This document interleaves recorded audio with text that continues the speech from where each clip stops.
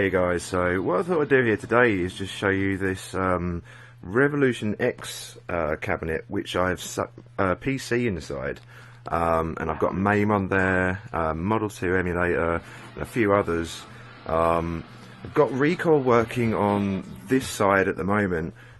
This side I've still got to get a relay for, but yeah, I've got Hyperspin running in there. There you can just see Jurassic Park. Mechanized Attack, Operation Thunderbolt, Operation Wolf. This one's really cool. Obviously Revolution X, which I think is actually a really shit game, but never mind. Space Gun, which is another really cool game. Steel Gunner, Steel Gunner 2, Terminator 2. Basically all the good positional gun games. I haven't got regular light gun games like you know, House of the Dead, RetroRepair, that sort of thing, because these, you may or may not know, these are actually joysticks. They're not light guns, like most people think they are.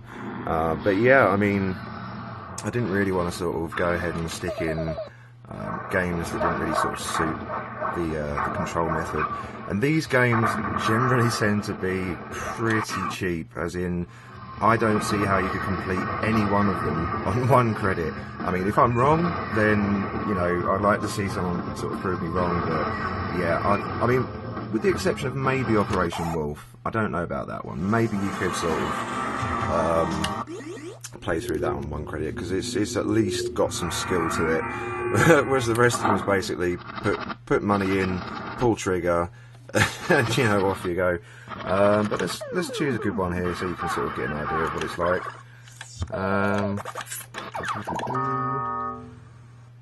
Go for T2? Yeah, might as well go for T2. Everyone likes a bit of T2.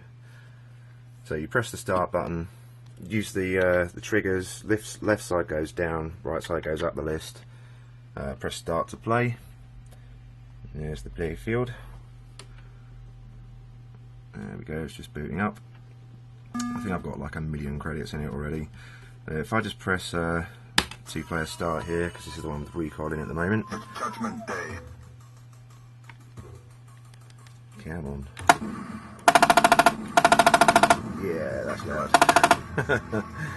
But yeah, if you look at the gun, if I can aim it on something, you know, you see the LEDs light up.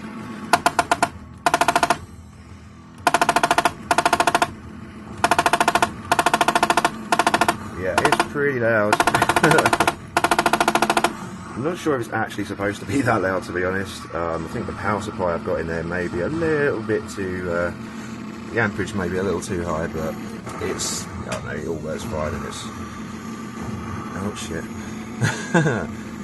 See, I'm going to screw something up here. Alright, so hold that one, yeah, okay. I've got it set up so that if I hold this one and then press this one, then it exits the game, because I didn't really want to go ahead and start adding buttons and that sort of thing. But let's choose another one. Go for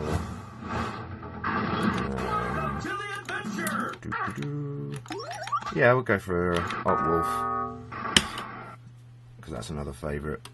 Everyone loves a bit of Op Wolf. There he goes, putting his boots on, getting his knife ready, taping his grenades to his leg, as you do.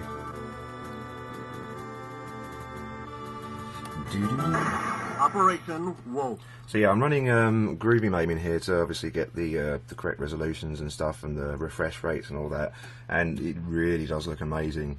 So yeah, don't know if you can really see it. I'm getting about as close as I can. Yeah, it looks lovely, really, really nice.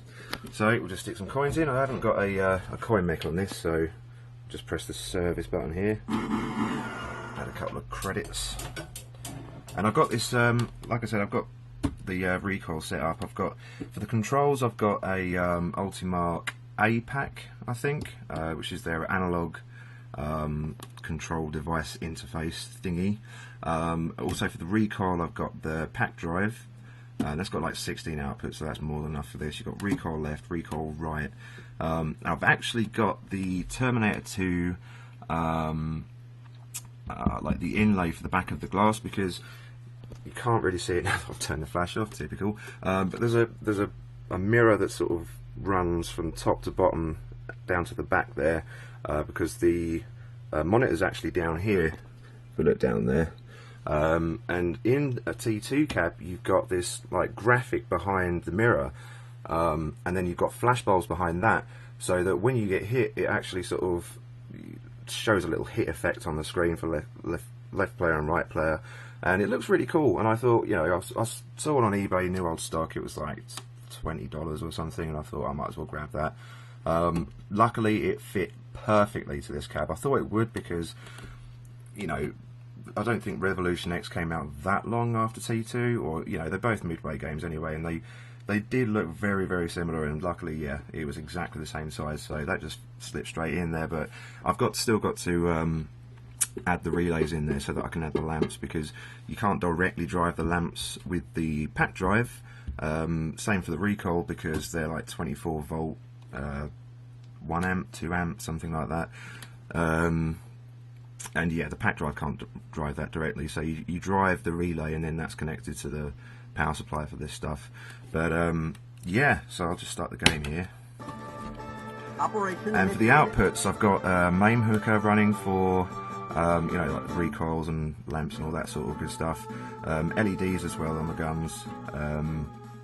But the good thing about MAME hooker, because this game originally had a it's noticeably slower than T2 was, because originally this game actually had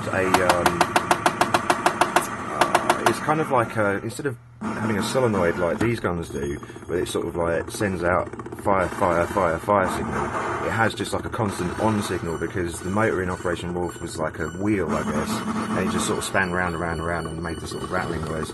So the great thing about MAME hooker is that you can set up like a script that you can tell it sort of, you know, to output a consistent amount of shots that are timed, you know, basically to replicate the original a little bit more accurately. So that's kind of a cool thing you can do. But yeah, I've got I think it's Corto Duo E8400 in there.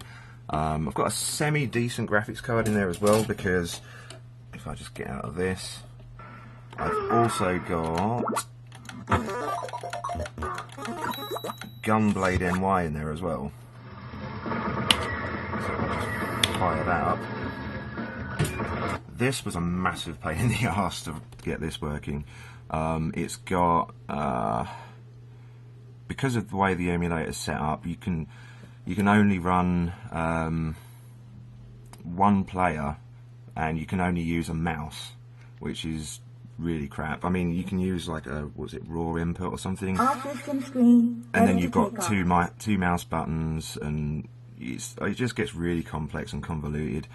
Thankfully though, the guy who made MAME Hook has actually just released a little utility that you can use to circumvent that, and he's basically injected his own code into it so that you can use 2 joysticks, 2 aim tracks. You don't have to mess around with the source code. And he's sorted out all the outputs for that as well, so I'll probably be sticking that in at some point here. But if I just start the game. Right now I've got what is it, Glove Pie, I think it is. Yeah, it goes easy. The way I've got the output set up at the moment, when I pull the trigger it kind of slows the game down, but hopefully that'll be sorted by the time actually, it's not doing it at the moment. It's actually running just fine. I must have fixed that without remembering it. It was a little while ago I did set this cabinet up. Yeah, how cool is that? Love this game. Played a lot of this down the arcades. Not that you know from how I'm playing now. Carry on.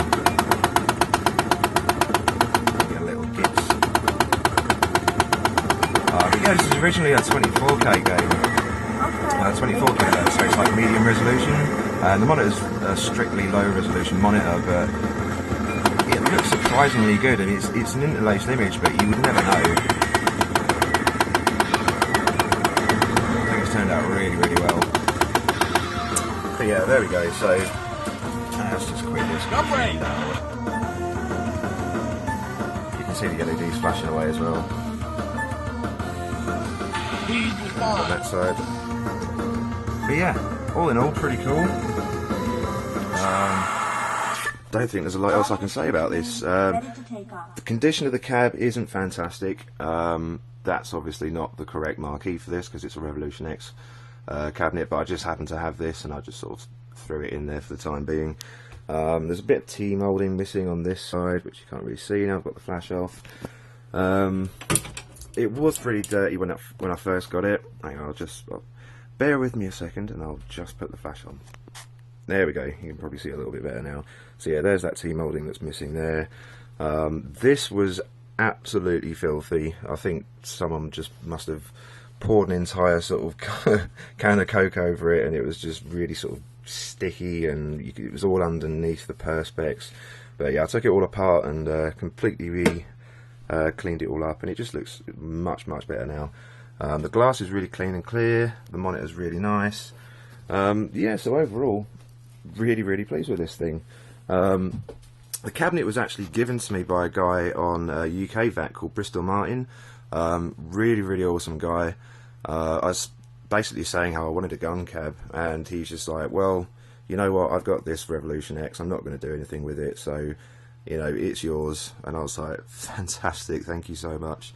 But yeah, the game board in it didn't work, so, I mean, it did work. I think it was the audio board didn't work. The game board worked fine, but yeah, since the audio board didn't work, and they're really sort of hard to find, and it's a really common fault with that game, I just thought, you know what, this is going to be a really awesome MAME cab, and it turns out it is. But yeah, I mean, I guess that's about it for now, guys. So comment, rate and subscribe, and I'll see you guys later.